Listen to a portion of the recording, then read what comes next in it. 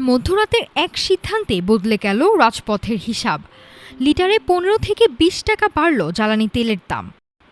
আর সেই তেলের আজ মুহূর্তেই গিয়ে লাগলো সাধারণ মানুষের পকেটে।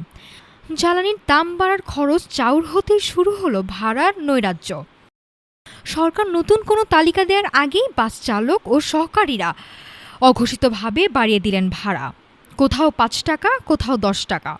অতিরিক্ত অর্থ না দিলে যাত্রীদের নামিয়ে দেওয়া হচ্ছে মাঝপথেই।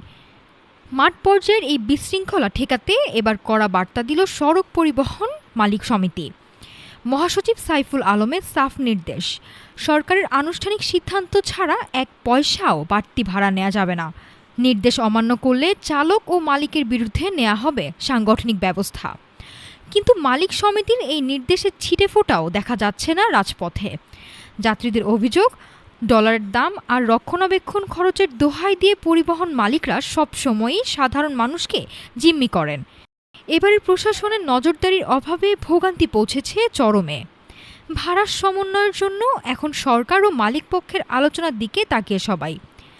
তবে সেই সিদ্ধান্ত আসার আগ পর্যন্ত রাজপথের এই অস্থিরতা কবে কমবে তার উত্তর জানা নেই কারো। নাফিসা সামিয়া, ঢাকা টুডে।